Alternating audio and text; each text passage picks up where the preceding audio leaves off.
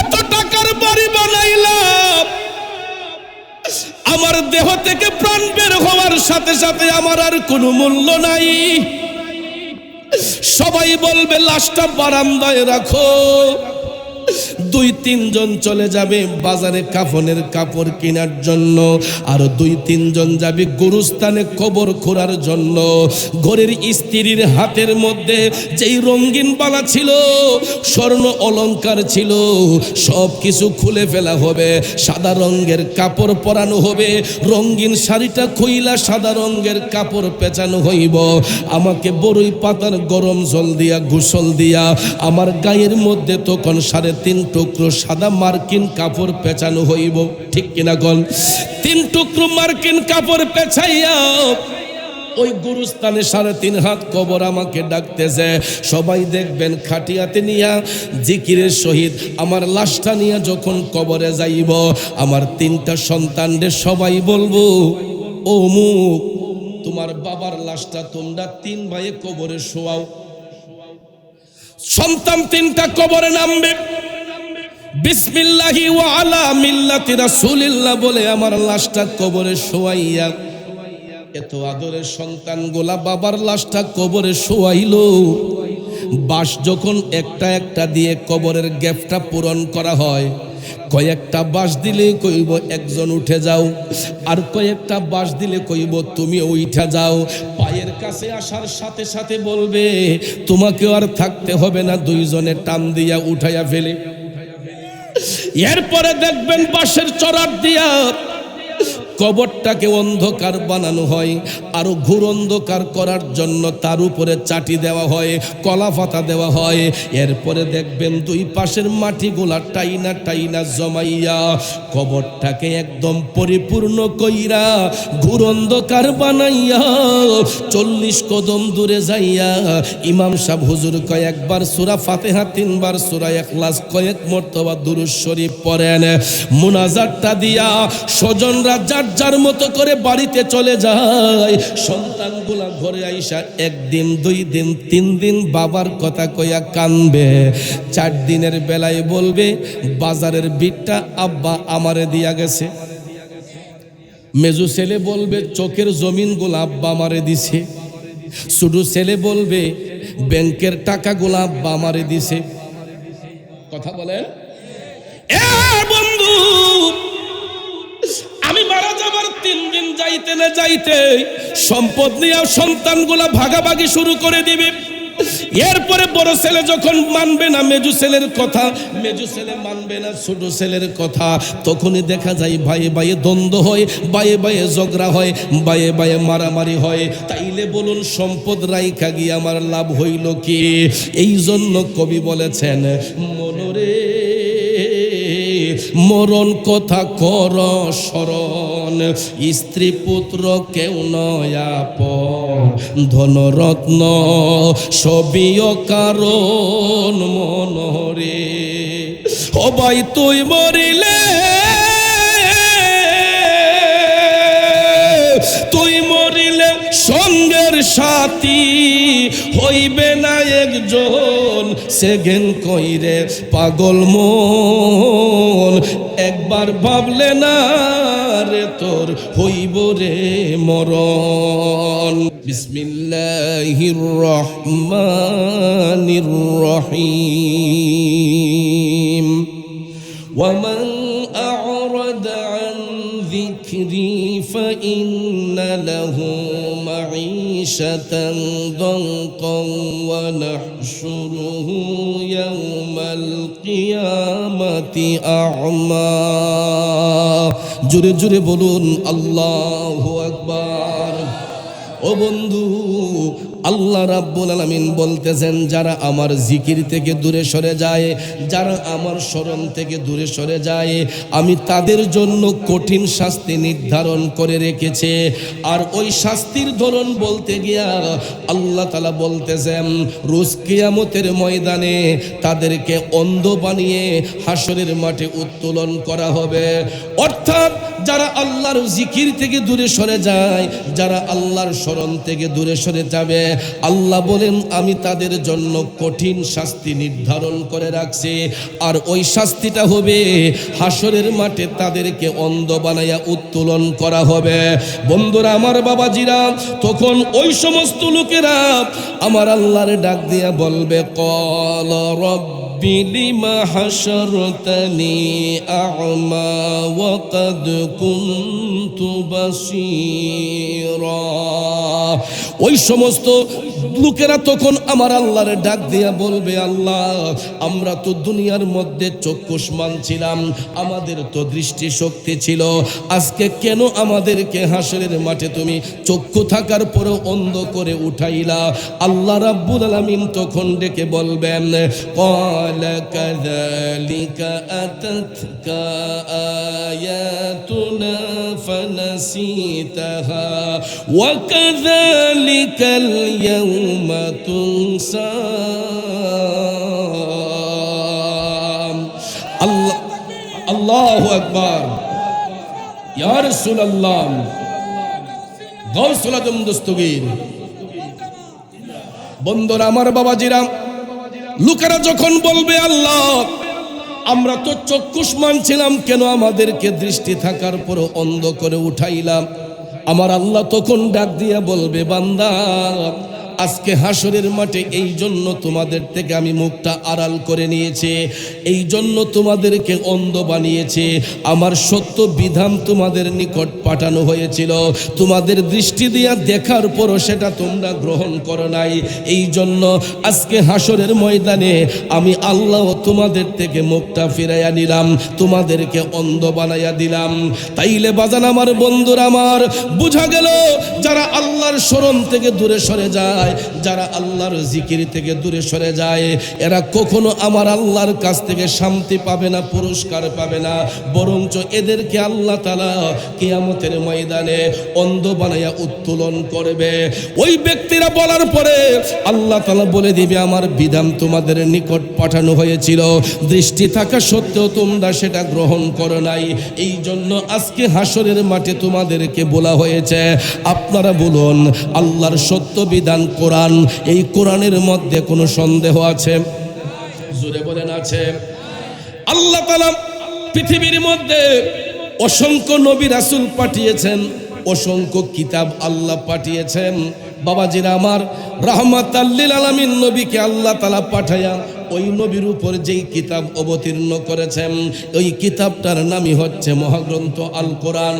আল্লাহ তাআলা বিশ্ববাসীর সঙ্গে অন্য কোনো কিতাব নিয়ে চ্যালেঞ্জ করেন নাই, অন্য কোনো গ্রন্থ নিয়ে চ্যালেঞ্জ করেন নাই, একমাত্র মহাগ্রন্থ আল কোরআন নিয়ে আল্লাহ তাআলা চ্যালেঞ্জ করে বলতেছেন, যালিকাল কিতাবু লা রাইবা ফীহি। আল্লাহ তাআলা বলতেছেন, এটা এমন একটা কিতাব যেই কিতাবের মধ্যে বিন্দু মাত্র সন্দেহের কোনো অবকাশ নাই। এটা এমন একটা কিতাব যেই কিতাবের মধ্যে বিন্দু মাত্র সন্দেহের অবকাশ নাই। সঙ্গে সঙ্গে আল্লাহ বলেন, হুদাল্লিল মুত্তাকিন,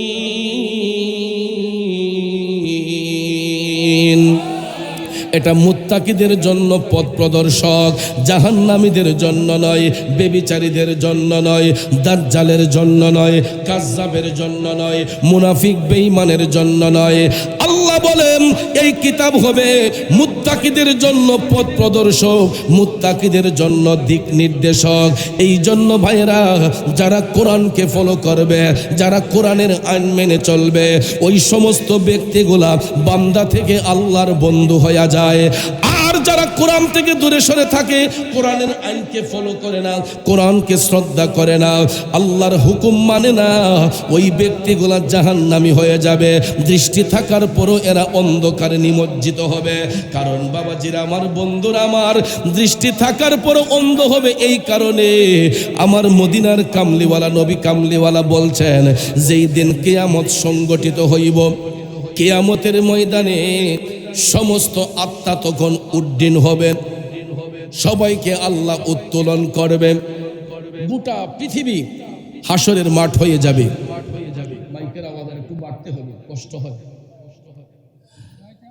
বাবাজিরা আমার, গোটা পৃথিবীটা হাসরের মাঠ হয়ে যাবে, গোটা পৃথিবীটা হাসরের মাঠ হয়ে যাবে। আল্লাহ রাব্বুল আলামিন প্রত্যেকটা সৃষ্টিকে উত্তোলন করবে। আমার মদিনার কামলিওয়ালা নবী, মায়ার নবী বলতেছেন, কারো গায়ে সেই দিন কোনো কাপড় থাকবে না। যেই রকম ভাবে মায়ের গর্ভ থেকে আমরা উলঙ্গ হইয়া ভূমিষ্ঠ হই, ঠিক ওই রকম ভাবে হাসরের ময়দানে যেই দিন বান্দাকে উঠানো হবে, ওই দিন নারী পুরুষ কারো গায়ের মধ্যে কোনো কাপড় থাকবে না। আমার মদিনার কামলিওয়ালা নবী বলছেন, কাপড় না থাকলেও কেউ কারো দিকে তাকাইবার শক্তি পাবে না। সবার দৃষ্টিটা থাকবে আসমানের দিকে। কোন দিকে? জোরে বলেন, কোন দিকে? সবার দৃষ্টিটা থাকবে আসমানের দিকে। বর্তমানে 9.5 লক্ষ মাইল দূর থেকে সূর্যের তাপটা আমার আপনার গায়ের মধ্যে আইসা লাগে, কিন্তু রাসূল বলেন সেই কঠিন হাসরের ময়দানে সূর্যের উল্টো পিঠ নয়, বরঞ্চ বাউ পিঠ। এখন যেই তাপটা আমার আপনার গায়ে লাগে, এটা সূর্যের উল্টো পিঠের তাপটা লাগে। আব্বাজি বলুন তো, এই চৈত্র মাসের খরার মধ্যে এই রোদের তাপটা যখন গায়ের মধ্যে পিঠে এসে লাগে, মাথার মধ্যে লাগে, আমাদের সঙ্গে সঙ্গে মাথা ব্যথা শুরু হয়ে যায়। মাথার মধ্যে ছাতা ধরতে হয়, মাথার মধ্যে ছাতা ধরতে হয়, না হলে গাছের নিচে আশ্রয় নিতে হয়। কথা বলেন ঠিক না? 9.5 লক্ষ মাইল দূর থেকে ওই সূর্যের উল্টো পিঠের তাপ আমি আপনি সহ্য করতে পারি না। আমার মদিনার কামলিওয়ালা নবী বলতেছেন, সেই হাসরের মাঠে সূর্যের উল্টো পিঠ নয়, বরঞ্চ বাউ পিঠটা মানুষের মাথা থেকে মাত্র 3 ইঞ্চি পরিমাণ দূরত্বে রাখা হবে। মানুষের মাথা থেকে মাত্র 3 ইঞ্চি পরিমাণ দূরে সূর্যের বাউ পিঠটা ধরে রাখা হবে। বাজানরে, জাহান্নামী ব্যক্তি যারা হবে, বেবিচারী মুনাফিক বেঈমান যারা হবে, এরা আপন আপন ঘামের মধ্যে ডুবে থাকবে। কারণ সূর্যের তাপটা যখন তাদের চোখের মধ্যে পড়বে, এই চোখটা গলে বাতের ফেন যেই রকম ঠকবক ঠকবক করে, ওই জাহান্নামী ব্যক্তিগুলার মাথার মগজটা তখন বাতের ফেনের মতো ঠকবক ঠকবক করে। আবার মদিনার কামলিওয়ালা নবী, মায়ার নবী বলতেছেন, ওই দিন পিতা পুত্রকে চিনবে না, স্বামী স্ত্রীকে চিনবে না, ভাই ভাইকে চিনবে না, বোন ভাইকে চিনবে না, বন্ধু বন্ধুকে চিনবে না। অথচ দেখেন, এক বন্ধুকে আরেকদিন না দেখলে পরাণটা বাসে না। পরের দিন টেলিফোন দিয়া কই, দোস্ত রে, আজকে তোর সাথে দেখা হয় নাই, মনে হইছে 1টা বছর পার হইয়া গেছে। বাবা যদি একদিন সন্তান না দেখে পাগল হয়ে যায়, মা যদি একদিন সন্তানের মুখটা না দেখে কই, ফুট অনেক দিন জেনে হয়ে গেছে তোরে দেখি না। এই দুনিয়ার এত ভালোবাসা কোথায় যাবে রে? সেই কঠিন হাসরের ময়দানে যেই দিন সূর্যটা মাথার মাত্র 3 ইঞ্চি পরিমাণ দূরে রাখা হবে, ওই দিন নফসের তাড়নায় কেউ কাউকে চিনবে না। আমার রাসূল নবীজির কন্যা আম্মাজান ফাতেমা জাহরা রাদিয়াল্লাহু তাআলা আনহা আমার রাসূলকে প্রশ্ন করেছিলেন, ইয়া রাসূলুল্লাহ, নবী গো, কেউ যদি কারো দিকে তাকাইতে না পারে, ওই দিন কি আপনজনকে কেউ চিনবে না? আমার রাসূল বললেন, ফাতেমা গো, ওই দিন কেউ কাউকে চিনতে পারবে না, এবং চিনবে দূরের কথা, কারো গায়ে তো কোনো কাপড়ই থাকবে না, এবং মানুষ তার চোখ দিয়া আপন লজ্জাস্থানের দিকে পর্যন্ত তাকাইবার শক্তি পাবে না। মানুষ তার নিজের লজ্জাস্থানের দিকে তাকাইবার সুযোগ পাবে না। এটা এমন একটা ময়দান, যেই ময়দানে কেউ কাউকে চিনবে না, কেউ কারো খবর রাখতে পারবে না। এই জন্য কবি বলছেন, কই রে পাগল মন, একবার ভাবলে না রে তোর হইব রে মরণ। ওরে পুতলা বাজির ভেলকিত পইরা কাটাইলাম জীবন সেগেল কইরে পাগল মন একদিন ভাবলে না রে তোর হইব রে মরণ কষ্ট হইতেছে বাজান মনরে মরণ কথা করো স্মরণ স্ত্রী পুত্র কেউ নয় আপন ধন রত্ন সবিও কারণ মনরে ঠিক কিনা এ শ্রীনগরের বন্ধুরা কার জন্য ব্যাংকে টাকা জমাইব কার জন্য চোখের মধ্যে 2 কানি 3 কানি 4 কানি জায়গা কিনবো খোদাই না করুক এই মুহূর্তে যদি স্টেজে মরণটা হইয়া যায় খোদাই না করুক এই মুহূর্তে যদি স্টেজে আমার মরণ হইয়া যায় আপনারা কেউ আমারে পিসা হুজুর বলবেন না মুরাশা হুজুর বলবেন না সবাই বলবেন লাশটা তাড়াতাড়ি ঘরে নেওয়ার ব্যবস্থা করো লাশটা তাড়াতাড়ি বাড়িতে নেওয়ার ব্যবস্থা করো কারণ আব্বারে আমরা যতই জ্ঞানী গুণী সম্মানী ব্যক্তি হই না কেন দুনিয়াতে চেয়ারম্যান সাহেব বলেন মেম্বার সাহেব বলেন এমপি সাহেব বলেন মন্ত্রী সাহেব বলেন যত সাবি আছে না কেন গো মারা যাওয়ার সাথে সাথে আমার আপনার নাম হইয়া যায় লাশ কথা কোন ঠিক কিনা আমি চেয়ারম্যান সাহেব মেম্বার সাহেব এমপি সাহেব মুফতি সাহেব মুহাদ্দিস সাহেব পীর সাহেব কিন্তু মারা যাওয়ার সাথে সাথে আমার নাম হইয়া যাবে লাশ তখন সবাই বলবে লাশটা তাড়াতাড়ি দাফন করার ব্যবস্থা করা হোক ঠিক কিনা কম আমি চৌধুরী যদি এখন মারা যাই আপনারা হয়তো আমার জন্য 2 ফোঁটা চোখের পানি ছেড়েবেন কিন্তু আমার লাশটা হবিগঞ্জে পাঠাইবার সিদ্ধান্ত নেবেন আমার বাড়িতে টেলিফোন দিবেন আপনাদের চৌধুরী সাহেবের লাশটা রিসিভ করে নিয়ে যান আমার স্বজনরা হাউমাউ করে কান্দা কান্দা আসবে আমার লাশটা নেওয়ার জন্য কিন্তু আমি যে এত টাকা দিয়ে বাড়ি বানাইলাম আমি যে এত জায়গা জমি করলাম আমার সন্তানগুলা কিন্তু আমার বাড়িতে আমি যেই বক্স পালঙ্কের মধ্যে ঘুমাই এই পালঙ্কে কিন্তু আমাকে বাড়িতে নিয়ে আর রাখবে না বলবে লাশটা বারান্দায় রাখো লাশটা বারান্দার কোঠায় রাখো এত টাকার বাড়ি বানাইলাম আমার দেহ থেকে প্রাণ বের হওয়ার সাথে সাথে আমার আর কোনো মূল্য নাই সবাই বলবে লাশটা বারান্দায় রাখো 2-3 জন চলে যাবে বাজারে কাফনের কাপড় কেনার জন্য আর 2-3 জন যাবে গুরুস্থানে কবর খোঁড়ার জন্য ঘরের স্ত্রীর হাতের মধ্যে যেই রঙিন বালা ছিল স্বর্ণ অলংকার ছিল সব কিছু খুলে ফেলা হবে সাদা রঙের কাপড় পরানো হবে রঙিন শাড়িটা খুইলা সাদা রঙের কাপড় পেঁচানো হইব আমাকে বড়ই পাতার গরম জল দিয়া গোসল দিয়া আমার গায়ের মধ্যে তখন 3.5 টুকরো সাদা মার্কিন কাপড় পেঁচানো হইব ঠিক কিনা গল 3 টুকরো মার্কিন কাপড় পেঁচাইয়া ওই গুরুস্থানে 3.5 হাত কবর আমাকে ডাকতেছে সবাই দেখবেন খাটিয়াতে নিয়া জিকিরের সহিত আমার লাশটা নিয়ে যখন কবরে যাইব আমার 3টা সন্তানদের সবাই বলবো ও মুখ তোমার বাবার লাশটা তোমরা 3 ভাইয়ে কবরে শোয়াও সন্তান 3টা কবরে নামবে বিসমিল্লাহি ওয়া আলা মিল্লাতি রাসূলিল্লাহ বলে আমার লাশটা কবরে শোয়াইয়া এত আদরের সন্তানগুলা বাবার লাশটা কবরে শোয়াইলো বাঁশ যখন একটা একটা দিয়ে কবরের গ্যাপটা পূরণ করা হয় কয়েকটা বাঁশ দিলে কইব একজন উঠে যাও আর কয়েকটা বাঁশ দিলে কইব তুমি উঠে যাও পায়ের কাছে আসার সাথে সাথে বলবে তোমাকে আর থাকতে হবে না 2 জনে টান দিয়া উঠাইয়া ফেলে এরপরে দেখবেন বাঁশের চড়ার দিয়া কবরটাকে অন্ধকার বানানো হয়, আরো ঘোর অন্ধকার করার জন্য তার উপরে চাটি দেওয়া হয়, কলা পাতা দেওয়া হয়।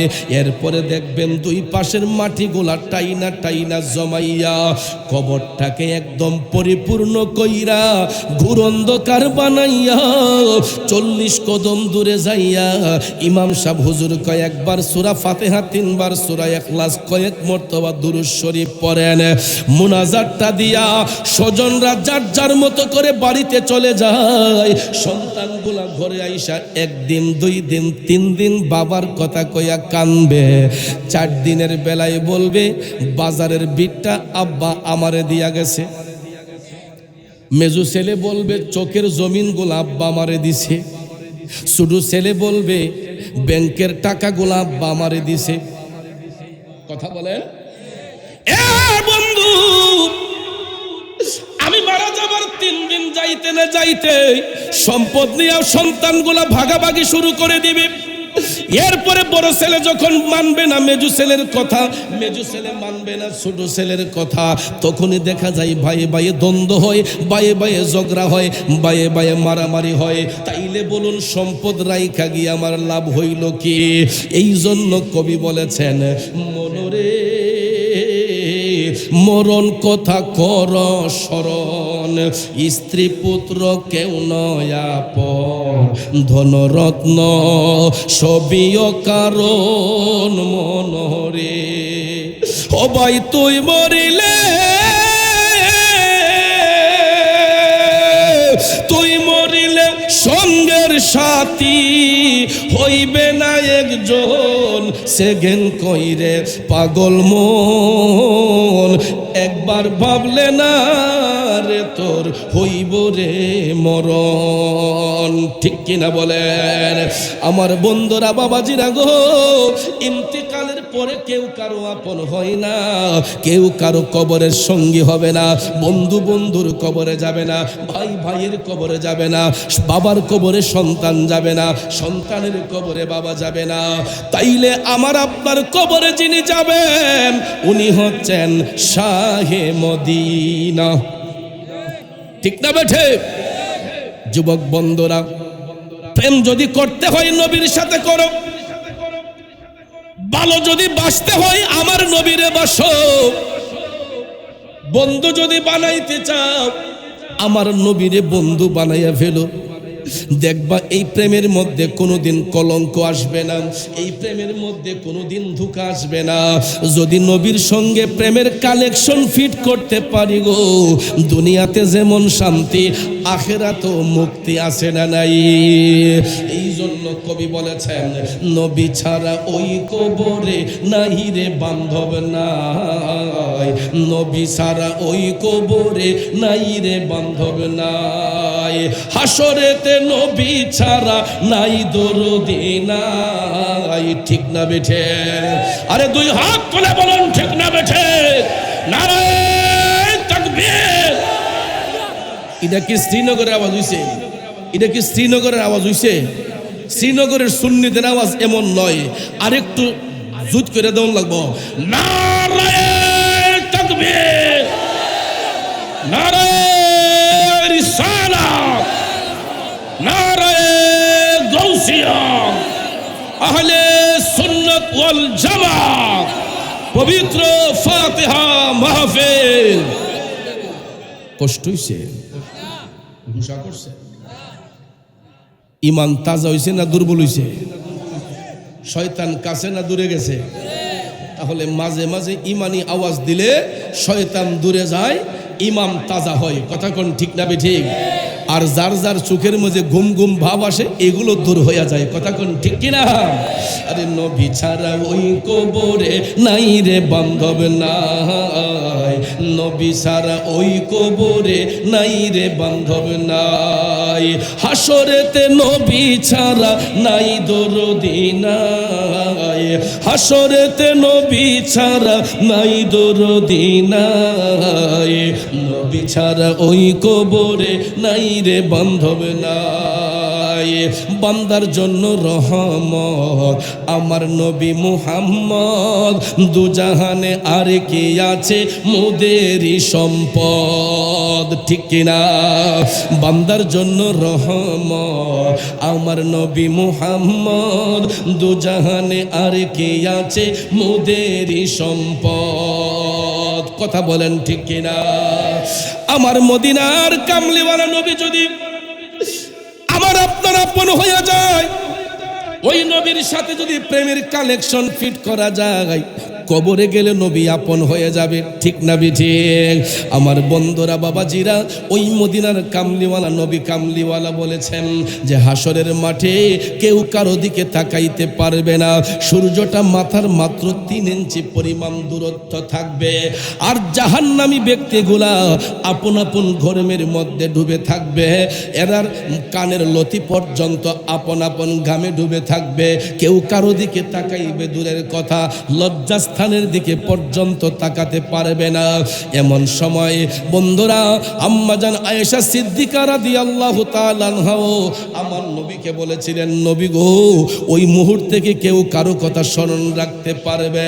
তখন আমার রাসূল বলছেন, আয়েশা শুনো, 3টা জায়গার মধ্যে কেউ কারো কথা স্মরণ রাখতে পারবে না। কয়টা জায়গায়? রাসূল বলছেন, আয়েশা, 3টা জায়গার মধ্যে কেউ কারো কথা স্মরণ রাখতে পারবে না। আম্মা জান আয়েশা সিদ্দিকা রাদিয়াল্লাহু তাআলা আনহা বললেন, নবী গো, এই 3টা জায়গা কোন কোন জায়গা? আপনাদের জানার আগ্রহ আছে নি?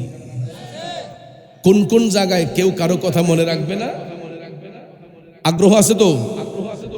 বাবাজিরা আমার, আমার মদিনার কামলিওয়ালা নবী, মায়ার নবী, দয়ার নবী বলেন, আয়েশা, যেই দিন কিয়ামতের ময়দানে মানুষের নেকি বদি ওজন করা হইব, মিজানের পাল্লায় যখন মানুষের আমলনামা উঠানো হইব, ওই ব্যক্তি তখন কাউকে চিনবে না, নিজের আমল নিয়ে ব্যস্ত হবে। নেকের পাল্লা বাড়ি হবে না গুনার পাল্লা বাড়ি হবে, ওই চিন্তা যুক্ত হইয়া ওই মুহূর্তে কেউ কারো কথা মনে রাখতে পারবে না। সবাই শুধু ইয়া নফসি বলে কান্না করবে। মিজানের পাল্লায় যখন নেকি বদি ওজন করা হবে, নেকের পাল্লা ভারী হবে না গুনার পাল্লা ভারী হবে, এই চিন্তা যুক্ত হয়ে কেউ কারো কথা মনে রাখতে পারবে? ভাইয়েরা আমার, তারপরে রাসূল বললেন, আয়েশা, 2 নম্বর জায়গা হলো যখন বান্দারা ফুলসিরাতের পুল পার হতে যাইব। কিসের পুল? চুল হইতে চিকন করছো, হীরা হইতে ধার। আরে ফুলসিরাতটা কেমনে হব পার, মওলা আমি গুনাহগার, বেহিসাবে দিন গেল আমার। ও বাজানো, আমার নবী কামলিওয়ালা বলছেন, আয়েশা, ফুলসিরাতের পুল পার হওয়ার সময় ওই কঠিন মুহূর্তে কেউ কারো কথা স্মরণে রাখতে পারবে না, কারণ ফুলসিরাতের পুল এটা এমন একটা পুল, এই পুল কিন্তু আমাদের ভৈরবের ব্রিজের সমান না। নাকি পদ্মা সেতু সমান হইব? যমুনার সমান?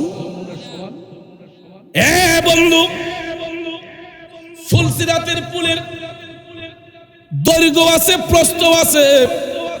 পৃথিবীর লম্বা লম্বা সেতুগুলার যেমন দৈর্ঘ্য আছে, প্রস্থ আছে, বাজান, এই ফুলসিরাতের পুলেরও কিন্তু লম্বা আছে, দৈর্ঘ্য আছে, প্রস্থ আছে। আমাদের ভৈরব ব্রিজের যেমন দৈর্ঘ্য আছে, প্রস্থ আছে। এটা দিয়ে দেখবেন কতগুলা গাড়ি যাইতে পারে, আসতে পারে, ঠিক না? ঠিক। রেল লাইন দিয়েও দেখা যায় একটা দিয়ে যাইতে পারে, আরেকটা দিয়ে আসতে পারে, পারে না? বড় বড় সেতুগুলা দৈর্ঘ্য যেমন, প্রস্থ তেমন। বাজান রে, আপনাদের কি খারাপ লাগতেছে? আমি শারীরিকভাবে খুব অসুস্থ, হয়তো ফেসবুকে দেখেছেন। আজকে 6 দিন যাব মাহফিল একদম করতে পারি না। এরপরও মাহফিলে যাই। সর্দি কাশি এমন ভাবে, গতকালকে আমার নাক দিয়ে রক্ত চলে আসছে, সর্দির কারণে রক্ত চলে আসে, আমি নিজেই ভয় পেয়ে গেছি, টিস্যুগুলা রক্তে লাল। তারপরে তাৎক্ষণিকভাবে একজন ডাক্তার আনা হয়েছে, উনি বলতেছে কয় হুজুর একটু ইনফেকশন হয়েছে, কয় ওষুধ খেলে ঠিক হয়ে যাবে। এখন কে পরিমাণ সর্দি, কফ বুকের মধ্যে, খুব কষ্ট হয় কথা বলতে। তারপর আপনাদেরকে দেখে ভালো লাগতেছে, আলহামদুলিল্লাহ বলেন। আমার বন্ধুবর তাহিরি সাহেব আসার আগ পর্যন্ত আমার সাথে আছেন তো সবাই? এই অসুস্থ মানুষটার সাথে থাকবেন না, না খালি ভালো সময় থাকবেন? সুখের সময়ে থাকে যে, দুঃখের সময় যে থাকে সে হইল প্রকৃত বন্ধু, ঠিক না বেঠে? একটু দুরূদ শরীফ পড়ুন, আল্লাহুম্মা সাল্লি